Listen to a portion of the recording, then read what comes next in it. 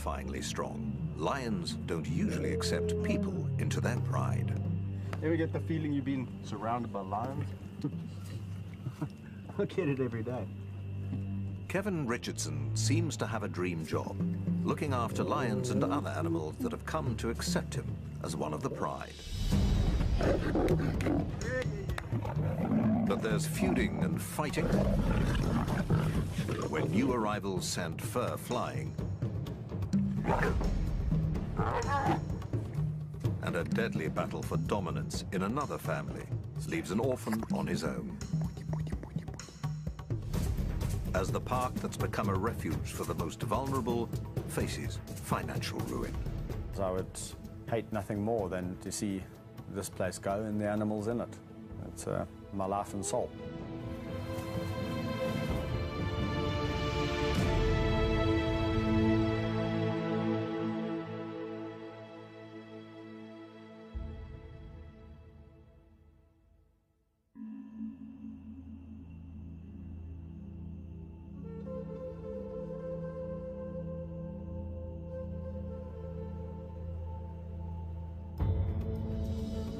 The private wildlife sanctuary, dubbed the Kingdom of the White Lion, covers almost 7 square kilometers.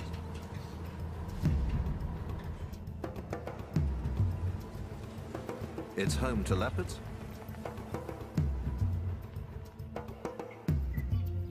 hyenas, and lions.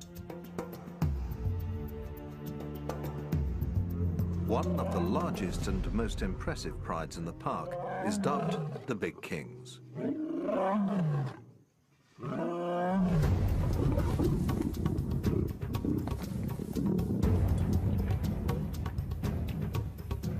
The family is headed by 4 males, 2 tawny lions, Rafiki and Siam, and 2 white lions, Alex and Kaiser. But they are growing restless. White lion Kaiser is challenging the other males for dominance. Kevin fears one of them might get hurt, so he's stepping in as peacemaker. Hey, the big boy. The little big boy. As soon as he reached sexual maturity, everything changed. And he just became interested in one thing, and that was the woman. He's just taken it upon himself to be dominant over them all the time, and he gets extremely aggressive and unpredictable. And this results in extreme fighting between him and the other lions in this group. One lioness in particular is the object of Kaiser's affection. Already battling to pay the bills, Kevin can't afford any new cubs to house and feed. Females are given contraceptive implants. But males still retain their natural mating instincts. Unable to satisfy these natural urges can make them tense and frustrated. Kaiser needs a new home before his frustrations lead to violence. It's only a matter of time before we land up with someone or some lion being killed in this group, or exorbitant vet bills, because the lion's got half his face hanging off. And that's the reason why we're going to have to move him on.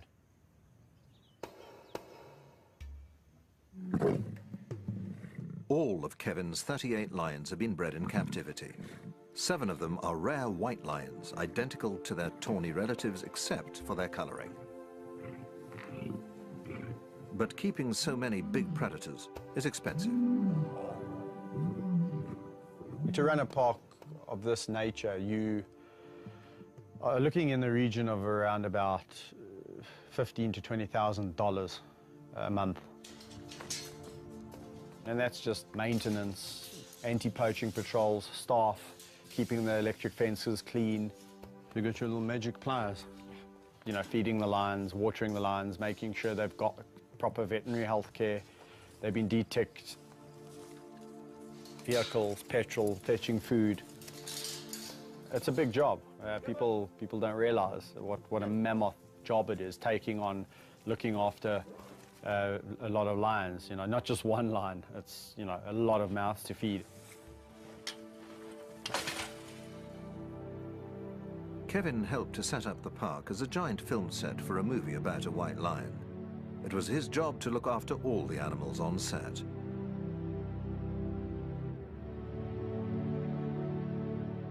Once the film crew packed up and left, the lions stayed, joined by other cats and animals from another reserve, creating a new park, the Kingdom of the White Lion. It's hoped that profits from the film will pay to establish the park.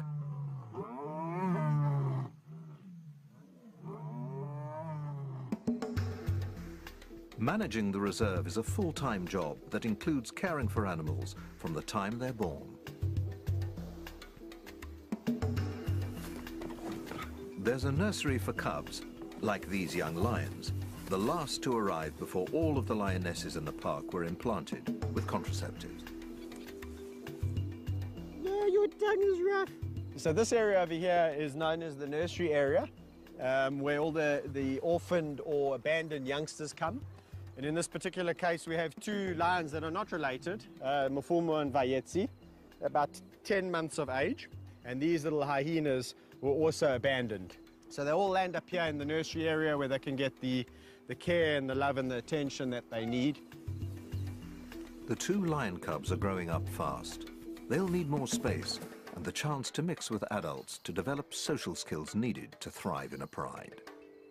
Incorporating the youngsters into a pride will be difficult. Newcomers are often rejected or attacked. Their easy life in the nursery is about to come to an abrupt end.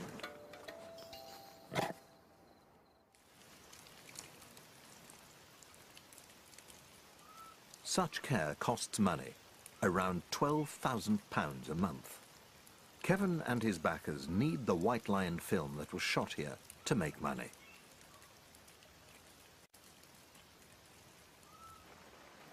Profits are desperately needed to pay for running costs and the transformation of the reserve into a zoo for paying visitors.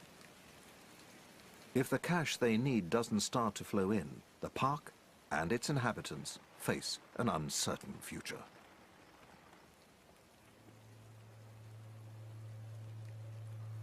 Bandit, you're heavy, my buddy. If the film, you know, for whatever reason now doesn't get out there, the consequences are that the park might have to shut down and we might be having to find homes for 37 lions, 20-odd hyena and the rest of the, you know, the animals that live here.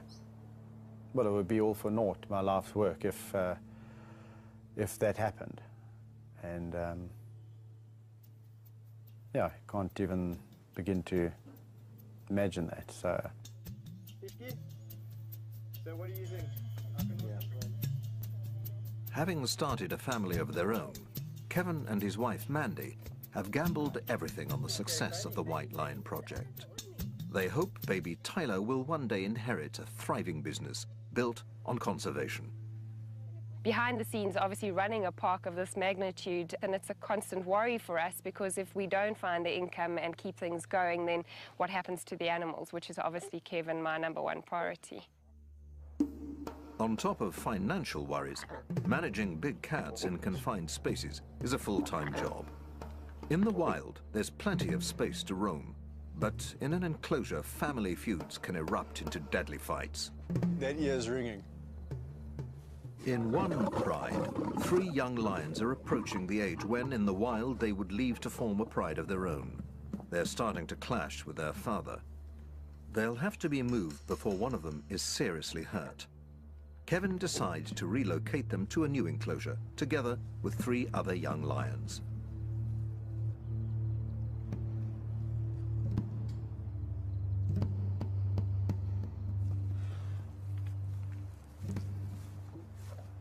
Having hand-raised and spent intimate time with all of his big cats, Kevin has a good insight into which of them should get along together. But in this case, there's an added complication. I'll tickle you to death. I'm gonna tickle you A hyena that thinks it's a lion. Spunny, the hyena, has grown up with 3 of the young lions from the time he was born.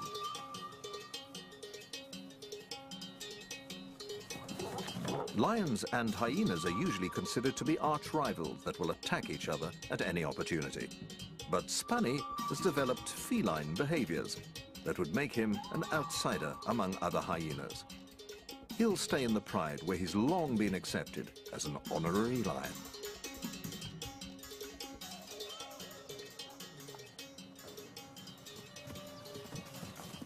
With the lions, actually, he lives a pretty cool life. He's one of the pride. They live a very lazy life. They're both very social animals. Best of mates, in fact. Let's go. But 3 newcomers are joining the gang. It remains to be seen how they'll interact with a pride member that looks suspiciously like a hyena. We're going to release them today, see how it goes today, especially with Spunnies, the hyena. And depending how it goes by 2 o'clock, 2 o'clock's the feeding time. If it's all going well, we'll feed them together. If we suspect that it's a little bit awkward and things aren't going so well, then we'll maybe remove them and take them back.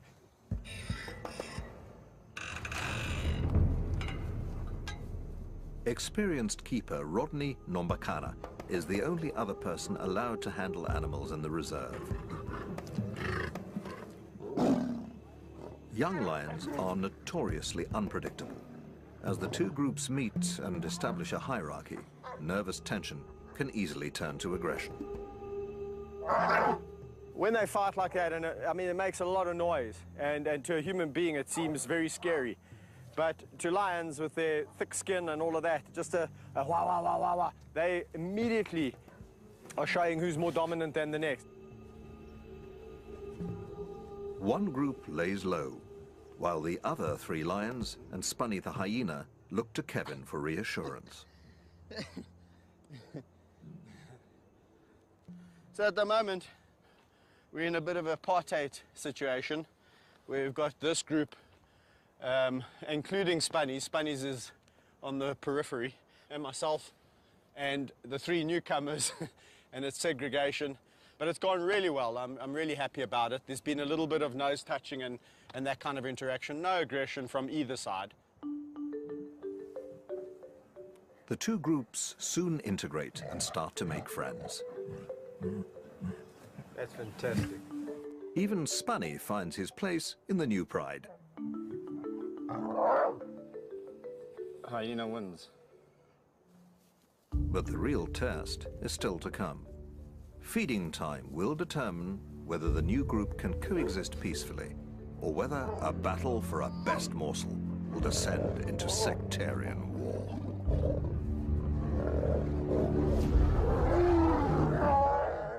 Rivalries between male lions over pack dominance rage across the plains.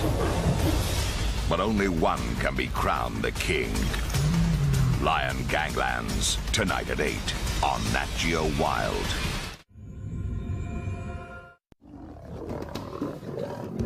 It's feeding time for a new pride nicknamed the Terrible Teens, and an ultimate test of whether the 2 groups that have only just moved in together can get along.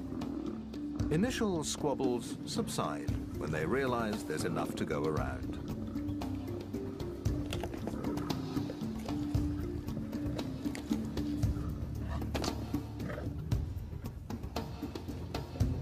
Bizarrely, the new pride includes Spunny the hyena, raised with lions since birth. He thinks he's one of them and has been accepted as such. Lions, like people, have individual personalities that can clash when different groups are brought together. The Terrible Teens seem to be getting along just fine. But elsewhere in the kingdom of the White Lion Reserve, another big cat is lonely and left out. Thor was a star of a film shot in the park.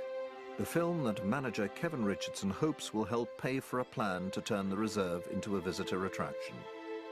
Income is desperately needed to pay for the care of animals like Thor. Lions are so